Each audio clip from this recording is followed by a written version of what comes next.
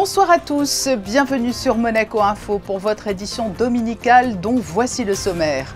C'est l'une des traditions les plus appréciées des Monégasques. Le Cavagneto avait lieu hier soir au parc Princesse Antoinette.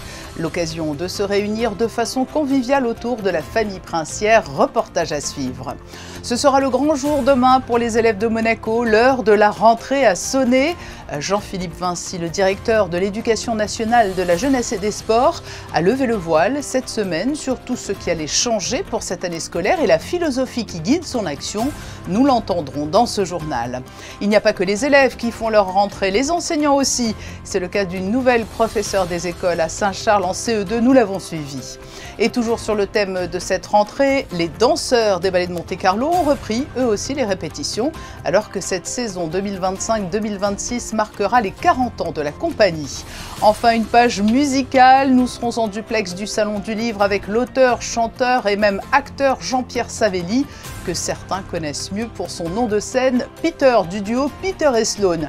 Puis nous irons écouter du Chopin alors que débutait hier soir la deuxième saison des concerts de la voûte.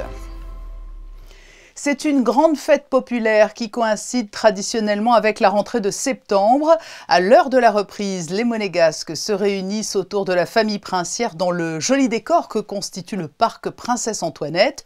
Une soirée conviviale, chaleureuse, bon enfant, tout simplement familiale, et à laquelle Sarah Inkari et Lionel Bernardi ont assisté.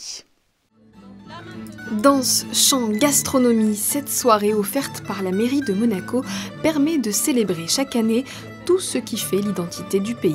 C'est le seul moment de l'année où les Monégasques sont réunis autour de la famille princière avec la fête nationale, la scène des votes, et puis le Cavagneto. Le Cavagneto particulièrement parce que les Monégasques qui viennent, ils ont vraiment la famille princière à proximité.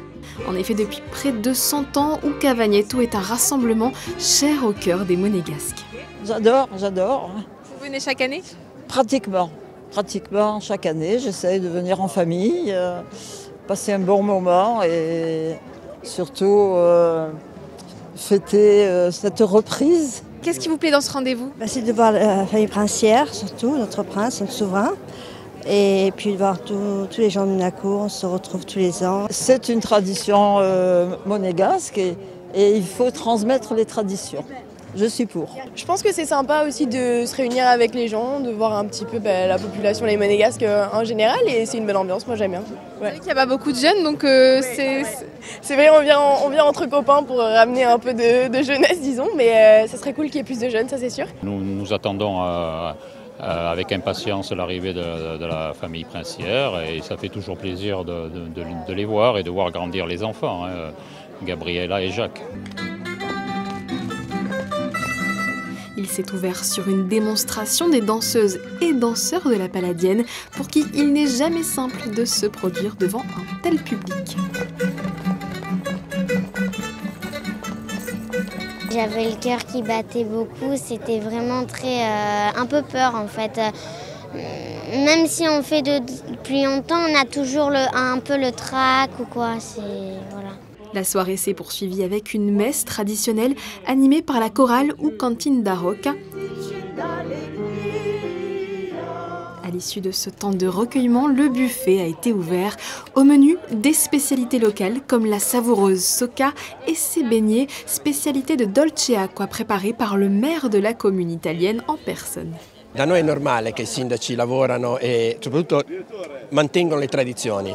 Questa dei frescei che facciamo dolce acqua sia con la morù ma anche con i fiori di zucca e anche con le mele, è una tradizione che facciamo tutti gli anni e per noi è un piacere, visto il gemellaggio, poter portare questa tradizione anche agli amici monégaschi. Est-ce que c'est bon? Buonissimo, non buono. Vuoi assaggiare? Excellent, on le confirme. Tandis que la nuit tombe doucement, le terrain omnisport se transforme en piste de danse. Un moment convivial pour profiter d'être ensemble avant de se retrouver dans un peu plus de 2 mois à l'occasion de la fête du prince. Le souverain qui d'ailleurs a rompu la fougasse, une dernière tradition en clôture du Cavagneto 2025. Certains la redoutent un peu, d'autres l'attendent avec impatience. La rentrée scolaire aura lieu demain. Tous les élèves de Monaco vont retrouver leurs établissements ou en découvrir un pour ceux qui rentrent au collège ou au lycée, et même ceux qui étaient déjà scolarisés au lycée Albert Ier, puisque celui-ci déménage sur le site de l'ancien collège Charles III à l'Annonciade, le temps de travaux, pour évoquer tous les changements attendus, au premier rang desquels le No Phone. Nous avons reçu cette semaine Jean-Philippe Vinci. Il est interviewé par Christophe Pacaud. Bonsoir Jean-Philippe Vinci. Bonsoir. On est ravis de vous recevoir parce que la rentrée approche, c'est lundi bien sûr. Tout est prêt en principauté? Tout est prêt. Tout est prêt. Même les changements provisoires, évidemment, les travaux avec le lycée. Ça, oui, important. ça a été un gros travail de tout déménager. Donc le lycée Albert Ier part à l'Annonciade. Et donc ça a été réalisé pendant l'été avec les équipes qu'on remercie. Et tout a été remis à neuf surtout. Ça, c'est important. C'est un service très exposé, vous le savez, pour nos enfants, parce qu'on y tient, ces enfants, c'est l'éducation même. Hein. Et on a l'impression qu'on est de plus en plus proche aujourd'hui, notamment dans votre direction, entre les professeurs et les enfants. On se rapproche un petit peu, on apprend différemment aujourd'hui. Oui, on apprend différemment, et surtout, nous, on a écouté ce que les jeunes avaient à dire. Monsieur le conseiller a essayé de remettre en action la commission consultative jeune. C'est très important pour nous. Donc c'est en fait ces 2 élèves ou 2 jeunes de chaque association qui se réunissent pour échanger. Et c'est eux-mêmes qui nous ont parlé de l'enseignement, de la santé mentale. Donc c'est important pour nous d'écouter les jeunes aussi. Ouais, ce sont des sujets d'aujourd'hui en tout cas, quand on parle de santé santé mentale. C'est des sujets d'aujourd'hui, tout à fait. Et ça passe par ce fameux, on va tout de suite attaquer le sujet qui fait causer, qui fait parler, ce fameux no phone, parce qu'on a pensé à une pause numérique à un moment. Aujourd'hui c'est no phone, vous l'avez ici. C'est ce que vont découvrir les élèves lundi matin en arrivant. Chaque élève, donc du CM2 jusqu'au lycée, aura cette pochette qui est donnée par l'État. Lorsqu'il rentre dans l'établissement, il met son téléphone dans la pochette qui se verrouille magnétiquement. Et durant le temps donc, dans l'établissement, il n'a pas accès à son téléphone. Pas du tout? Non, pas du tout. Et quand il sort, il déverrouille la pochette avec une petite borne magnétique. Ce qui est important, c'est de comprendre l'objectif, ce qu'il y a derrière. Ce n'est pas de la répression, on pourrait punir plus sévèrement, etc. Ce n'est pas l'idée. L'idée, c'est de faire comprendre que ça rentre dans ce cadre dont vous parliez, c'est-à-dire la santé mentale, le bien-être à l'école. On ne lutte pas contre les écrans, on lutte contre l'addiction. C'est ça qu'il faut bien comprendre. Ce n'est pas du tout la même chose. On fait en même temps nos phones et en même temps des formations sur l'IA. Ce n'est pas contradictoire. Je n'ai rien contre le numérique. En revanche, je suis très soucieux des algorithmes prédateurs, de la tétine numérique, de cette envie répressive de sortir tout le temps le portable. Oui. Et surtout, on vise des effets qui sont très importants, à savoir l'isolement. On sait qu'aujourd'hui, le portable, ça isole les jeunes, que ça les rend anxieux. Il y a beaucoup d'études qui vont dans ce sens. Donc on lutte contre ça. On lutte aussi contre le harcèlement à l'intérieur des établissements, très très important, contre les photos, les vidéos. Et surtout, et c'est un de mes buts pédagogiques, c'est on retrouve une attention en cours. On apprend bien quand on est bien à l'école, c'est bien ça? Voilà, c'est un peu mon idée, c'est que pour bien apprendre, il faut se sentir bien à l'école. Et ça passe par un tas de mesures. On a parlé des établissements importants, les locaux, la prise en charge, les adultes. Donc il y a un tas de dispositifs où l'élève doit se sentir accompagné, soutenu et écouté. Ça va jusqu'à une nouvelle cantine aujourd'hui, un nouveau prestataire en tout cas pour la cantine. Voilà, il y a un nouveau prestataire, on a écouté là aussi ce que disaient les familles, donc on tente autre chose, on va voir. Dans les nouveautés, il y a le code vestimentaire à Monaco? Alors là, c'est pas pour la rentrée, pas tout de suite, mais oui. C'est une idée qui a depuis longtemps, qui a fait son chemin. C'est une tenue standard pour les collégiens. Le haut, la couleur reste encore sous embargo. Ça sera donc vers Noël. On voulait vraiment de la qualité, donc on a pris le temps. On ne voulait pas le faire à la rentrée pour le faire. Oui. On veut de la qualité, on veut que ce soit beau, on veut que ça rivalise avec d'autres uniformes présents en principauté. Donc on prend le temps, mais là aussi l'idée, ce n'est pas une nostalgie du passé, c'est l'idée d'appartenance. La fierté d'appartenir à un groupe, la responsabilité. Je suis intimement persuadé qu'on ne se comporte pas de la même manière quand on est en t-shirt et quand on a le logo de son établissement. C'est pour ça que le prince souverain veut aussi qu'on apprenne encore plus de l'histoire de Monaco? Alors on le fait, on a un manuel qui sort là jusqu'en CM2.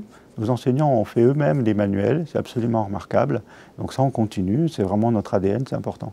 On s'intéresse aux fondamentaux, on parle des mathématiques aussi, on n'oublie pas l'univers musical et sportif. Qu'est-ce qui change en mathématiques? C'est une discipline, on est toujours un petit peu en retrait pour beaucoup, hein, d'entre nous en tout cas. Je me compte dedans. Alors vous savez qu'il y a des réformes françaises que nous sommes obligés, tenus de suivre, dans le primaire. On fera des choses plus difficiles plus tôt. Dans le secondaire, tous les élèves vont découvrir qu'il y a une épreuve anticipée de mathématiques, comme il y avait l'épreuve anticipée de français. Donc ça, c'est un vrai changement pour eux. Grand changement, oui. Grand changement, mais nécessaire, je pense, pour le niveau. Moi, j'ai même souhaité aller plus loin. Donc pour les élèves, pour les meilleurs élèves, on a des heures pour les élèves volontaires pour les préparer au concours. Concours général, les Olympiades, c'est vraiment pour entraîner les bons élèves qui voudraient aller en prépa. Donc on va augmenter un peu le niveau pour ceux qui le veulent. Vous, votre grande idée en tant que philosophe, j'allais dire agrégé de philosophie, c'est le mode thermostatique. Vous allez pouvoir nous l'expliquer ce soir. On prend son petit bouton, on met plus chaud, plus froid. On met plus chaud sur quoi? Sur résister pour mieux apprendre, par exemple? Oui, c'est ce que j'ai dit. Alors le thermostat, c'est se laisser le recul nécessaire, ne pas suivre aveuglément. Vous voyez, sur nos phones, ça pourrait être un gadget. On s'est appuyé sur des études internationales, sur des rapports des médecins, sur le rapport qui a été remis à M. Macron l'année dernière. Et on fait pas, voilà, c'est-à-dire on prend le recul nécessaire pour savoir quand c'est nocif, qu'est-ce qu'il faut faire. Donc le thermostat, c'est ça, c'est ne pas suivre absolument pour suivre, se donner, parce qu'on est des pédagogues, donc on a une responsabilité à long terme, c'est se donner les moyens d'adapter.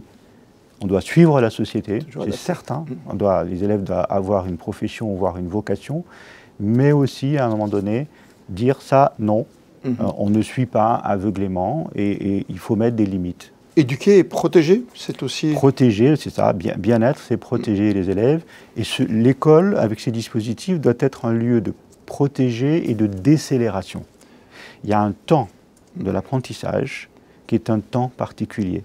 Vous ne pouvez pas scroller ou swiper un prof. Il faut du temps pour apprendre. Soutenir aussi peut-être notre réussite, notre ambition quand on est jeune, c'est important. Il y a les bourses, il y a les voyages éducatifs, comme des rencontres intéressantes avec des auteurs. J'ai lu que David Funkinos allait venir, l'auteur de... Voilà, alors on continue parce que je trouve que c'est essentiel. Tout ce qui est, j'allais dire, culturel au sens large. On a effectivement donc, David Funkinos, on a les rencontres philosophiques de Monaco avec lesquelles on travaille toujours. Et là, c'est important, ça rejoint notre conversation juste précédente, c'était on va travailler sur l'estime de soi et sur l'amitié. On a un nouveau partenariat avec l'opéra, ça va être magnifique.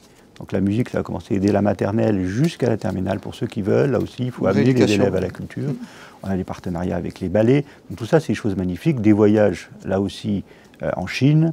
Vraiment des choses exceptionnelles, mais ça fait vraiment partie de l'éducation, une éducation au sens large. Plaisir d'apprendre, grâce à vous, toutes les nouveautés de cette grande saison qui arrive. Et je vous le remontre encore une fois parce qu'il faudra prendre l'habitude de le mettre en arrivant dedans. C'est une obligation. Et ensuite, vous pourrez l'enlever comme quand dans un magasin, vous savez, vous prenez des objets qui coûtent un peu cher, vous mettez le petit bouton, hop, et ça s'enlève tout seul et vous rentrez chez vous. Et le soir, vous avez le droit aussi à faire une pause. Ça fera plaisir aux parents. Merci Jean-Philippe Vinci. Merci à vous. D'être venu jusqu'à nous ici sur Monaco Info.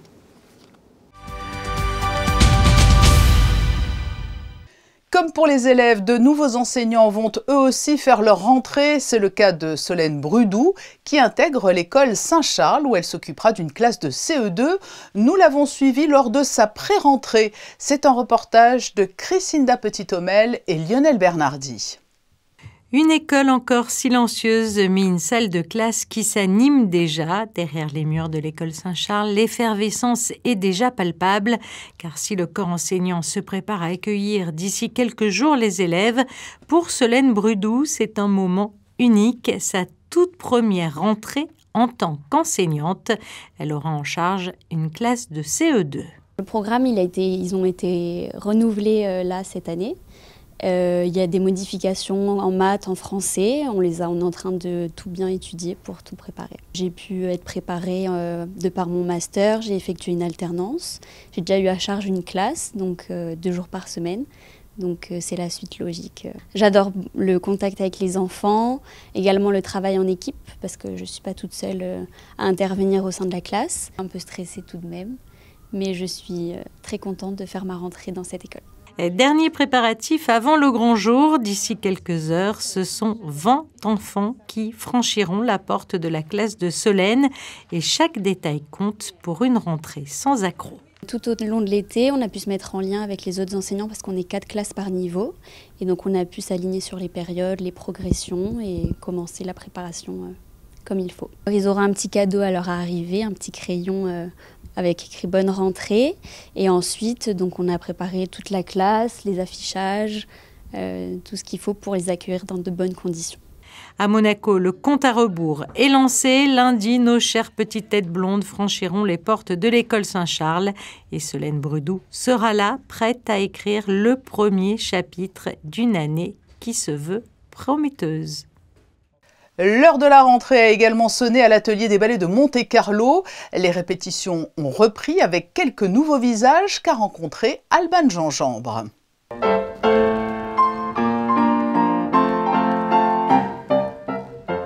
Pointe aux pieds, il caresse enfin le sol de l'atelier des ballets de Monte-Carlo. Pour cette rentrée, la compagnie accueille 5 nouveaux danseurs. Parmi eux, la Chilienne Romina Contreras et l'Italien Jacopo Belluzzi. Je trouve la façon comme les danseurs bougent et aussi la variété des danseurs, c'est la chose la plus intéressante. Et aussi de travailler avec un chorégraphe comme Jean-Christophe qui est connu partout dans le monde, c'est quelque chose de très spécial que beaucoup de danseurs rêvent d'essayer. This is a dream company for any dancer, so it means a lot to me to be part of it. I'm looking forward to everything. There's a lot of tours, which means a lot of different audiences in different countries. There is a lot of creations coming as well. So I feel excited, a little bit nervous, and yeah, looking forward. Jean-Christophe Maillot retrouve ses danseurs avec beaucoup de plaisir, prêt à faire briller le ballet. Et parmi les événements marquants, un anniversaire, les 40 ans des ballets de Monte-Carlo. La princesse Caroline a construit cette compagnie de partir de rien en 1985, que moi j'ai eu la chance de participer à la création de cette compagnie en 86 déjà. Et de voir que 40 ans après, elle a vraiment pris une place dans le monde de la danse qui est relativement indiscutable. Donc il y a quelque chose de jouissif et puis à la fois aussi ce sens de la responsabilité qui fait que comment on entretient l'intérêt, la curiosité, la qualité. Ce qui est une richesse indiscutable dans une compagnie de danse, c'est la qualité des danseurs, avec leur personnalité, leur individualité, qui font que ça enrichit toujours le répertoire qu'on a, avec des nouvelles visions, des manières de faire les choses différentes.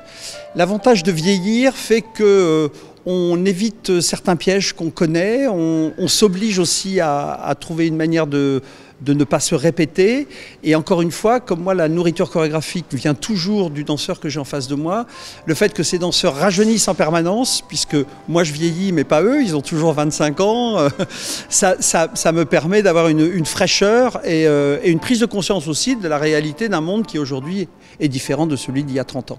La saison commence très bien parce on est en train de préparer déjà des créations du mois d'octobre avec ce merveilleux chorégraphe anglais qui s'appelle Paul Lightfoot qui fait une création qui risque d'être assez étonnante. Et moi je commence déjà à travailler ma nouvelle création que je vais présenter au mois de décembre qui s'appelle Ma Bayadère. Et tout en même temps préparant déjà le Cendrillon que nous allons partir et emmener en tournée à Venise. Les danseurs travaillent déjà sur cette programmation bien remplie pour faire honneur à cette institution des ballets de Monte-Carlo. Dans l'actualité en bref de ce dimanche, le Grand Prix d'Italie de Formule 1 à Monza, c'est Max Verstappen qui s'est imposé. Charles Leclerc termine 4e et occupe la 5e place du championnat du monde des pilotes dominé par Oscar Piastri. Le challenge de pétanque Prince héréditaire Jacques, il s'est tenu tout au long du week-end. En finale, c'est la France qui l'a emporté face à la paire belge. Dans le deuxième tableau, le Grand Prix Civiam a été remporté par la triplette Atali Moretti-Cafaro, licenciée dans les Bouches-du-Rhône. Nous y reviendrons avec un reportage complet dans notre édition de lundi 19h.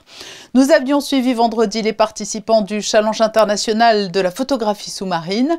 Ce matin avait lieu la remise des prix des différents concours en présence du Prince Albert II au musée océanographique. Dans le concours national qui s'est joué samedi, il y avait plusieurs catégories, mais le coup de cœur du jury est revenu au tandem Véronique Wurmli-Baudot et Wendy Perret. Dans le deuxième Challenge international, c'est la France qui termine première devant Monaco et l'Italie. Enfin, dans le concours enfant, difficile là aussi de mentionner toutes les catégories, mais bravo à Charlène Barrois, coup de cœur du jury.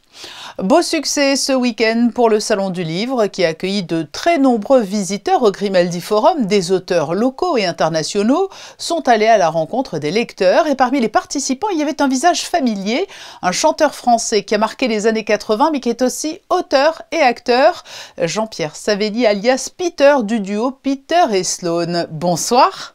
Bonsoir. Vous faites partie des auteurs qui ont pris part tout au long du week-end au Salon du Livre de Monaco. Votre voix et votre visage sont connus pour la palette de talents qui sont les vôtres. Chanteurs, auteurs, acteurs. J'imagine que ce type de manifestation doit vous valoir beaucoup d'élan, de sympathie. Oui, voilà, chacun vient me raconter un petit peu ses souvenirs par rapport à des chansons des années 70, des années 80, Goldorak, Michel Legrand. C'est fantastique de rencontrer tous ces gens avec qui on peut discuter, parce qu'en concert, malheureusement, on n'a pas trop le temps. Et quand vous regardez en arrière, qu'est-ce qui vous rend le plus heureux, pour ne pas dire le plus fier ? Le plus fier, c'est d'avoir dit à mes parents à 19 ans, je veux faire ce métier comme mon père, qui chantait à l'époque de Tino. Il s'appelait Carlo Cotti. Et lui, il est parti à 17 ans de Corse. Moi, je suis parti à 19 ans de Toulon. Et d'avoir quand même réussi un beau parcours et d'être toujours là dans les années 2025. Chanteur, auteur, compositeur, producteur. Voilà, je suis fier et surtout heureux d'avoir toujours mes cordes vocales. Oui, et puis c'est vrai que j'imagine que les gens viennent voir très souvent Peter, du duo Peter et Sloan, mais c'est occulté une partie moins connue quand même. Pour toute une génération, vous l'avez dit, vous étiez aussi la voix de Goldorak ou Albator, les dessins animés vedettes. C'est ça, en 78, mais après il découvre qu'il y a eu un avant et un après, parce qu'il découvre que j'ai été la voix du prince dans le Pot d'âne, je chantais la chanson du prince, les uns et les autres, Ciel, Grand Prix de la Rose d'Or d'Antibes, la Révolution française, enfin ils me disent il y a un gros parcours, et c'est pour ça d'ailleurs que mon livre a failli s'appeler « Ah c'était vous », parce que c'est ce que j'entends souvent en radio et en télé, mais bon j'ai pris quand même un titre qui est ma chanson fétiche, « Regarde le jour se lève », ça parle à tout le monde. Oui, et vous faites aussi partie de la joyeuse troupe des concerts des Stars 80. Ça a été un grand bonheur lorsque l'on vous a proposé d'intégrer la tournée et puis d'être à l'affiche du film. Absolument. En 2006, quand un producteur est venu nous trouver en disant même si vous chantez plus ensemble, vous êtes chacun de votre côté, est-ce que vous voulez faire des spectacles, des petits spectacles de 300-400 personnes, c'est un peu le film. Hein. Et puis après, c'est devenu des zéniths. Et puis un jour, Thomas Langman est arrivé dans l'affaire en 2011. Et là, il a fait grandir en appelant la tournée Star 80 et le film, le 1 et le 2 auquel j'ai participé. Ça a été un grand bonheur pour moi. Et alors, vous l'avez dit, la raison de votre présence au Salon du Livre de Monaco, c'est la présentation de votre ouvrage, cette biographie intitulée « Regarde le jour se lève ». Votre parcours n'a pas été qu'un rêve éveillé. À travers ce récit, vous souhaitez partager, encourager, montrer que les destins ne sont pas tout tracés ? Absolument. La chance, il en faut beaucoup. Mais il faut beaucoup de travail, parce que quand je rencontre Michel Legrand en 1970, personne ne me croit à Toulon, parce que les musiciens de jazz qui connaissent Legrand me disent « pas possible, t'as pas signé avec lui ». Et pendant 3 ans, il a fait ma carrière, quoi. Il m'a lancé dans ce métier, alors qu'il ne produisait personne. Mais après, il y a des embûches de partout. Je pars en tournée avec Claude François, puis après, je gagne la Rose d'Or d'Antibes, mais Ciel n'a pas suffi, quoi. Ma chanson Ciel n'a pas suffi. Il a fallu s'accrocher pour faire tout ce que j'ai fait. Oui, parce que vous avez un formidable capital sympathie, mais j'imagine que dans toute carrière, il y a les périodes de creux qui sont les plus difficiles et angoissantes à vivre. Absolument, mais j'étais à Paris, j'étais bien entouré, et vous savez, quand je ne chantais pas, parce que et qu'on ne me voyait plus à la télé, les gens me disaient « Ah, on ne vous voit plus à la télé ». J'ai dit « Vous savez, je ne présente pas le journal de TF1 ou de France 2, hein, donc vous ne pouvez pas me voir tous les jours. Des émissions de variété, il n'y en a pas tellement, mais je faisais de la pub, je faisais des chansons pour les autres, j'ai écrit pour Johnny, pour Michel Thor, pour Gilbert Montagnier, pour plein de gens. » Et aujourd'hui alors, quel est votre quotidien du côté de Toulon? Vous animez des ateliers musicaux notamment? C'est ça, avec ma femme, nous avons créé, depuis que je suis revenu à la Valette du Var, près de Toulon, un village que j'ai connu quand je suis parti à 17 ans à Paris, des ateliers comédie musicale, ça chante, ça danse, ça joue la comédie. Notre spectacle est toujours au mois de juin, on l'a fait au Zénith cette année, et voilà, ils chantent les comédies musicales françaises, c'est ce que je mets toujours en avant, la chanson française. Et à côté de ça, nous avons toujours nos spectacles, les années 80, mon hommage à Michel Legrand, que je fais, là, que je viens de faire à la Valette, et que je ferai le 9 novembre au Palais Neptune à Toulon. Ça, j'y tiens beaucoup avec mes musiciens, varois.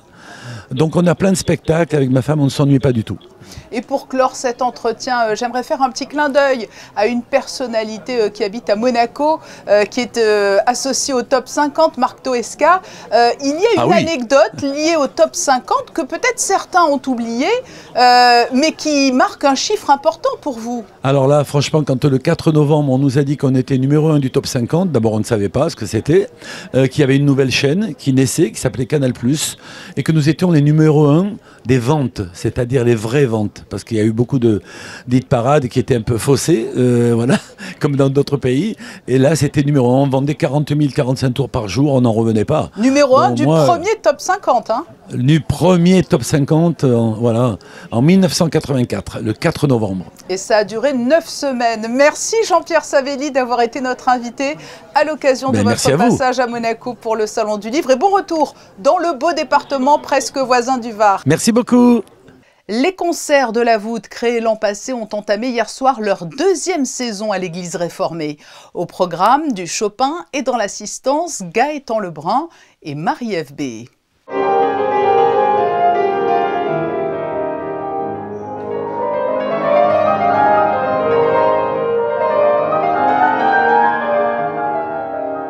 Au programme, la pianiste Catherine Nikitine, avec talent et sensibilité, elle a interprété plusieurs œuvres majeures du répertoire classique, invitant le public à redécouvrir ses compositions intemporelles.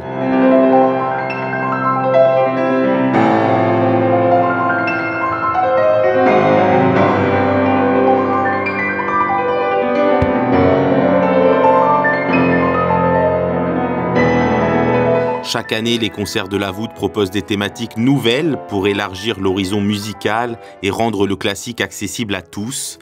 Cette nouvelle édition ne fait pas exception, avec une programmation qui promet diversité et émotion. On va un petit peu accentuer le côté festif et on va avoir une thématique un petit peu par différents pays.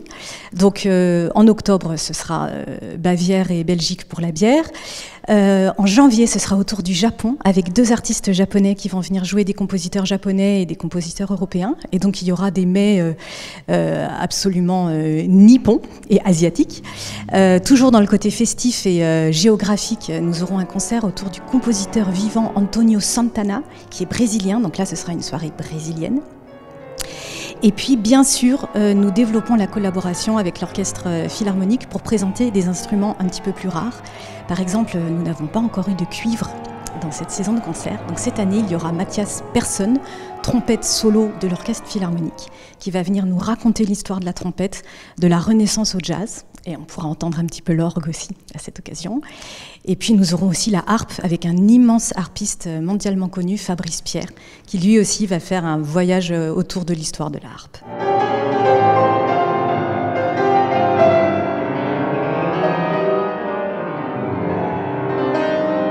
Un concert qui allie sensibilité musicale et sensibilité humaine.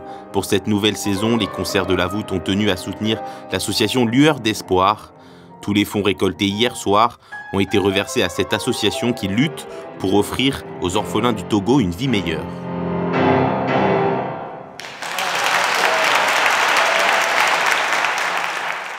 C'est la fin de ce journal. Pour prolonger cet instant info, vous pouvez aller écouter nos podcasts, dont celui d'Axel Sola. Pour ses débuts à l'UFC Paris 4, le combattant originaire de Nice a dominé hier l'Irlandais Rhys McKee au 3e round. Dans un instant, les prévisions météo pour la journée de lundi avec Sarah Inkari. Et demain, à 19 h, c'est Émilie Rousseau que vous retrouverez. Je vous souhaite une très belle et très douce soirée sur Monaco Info.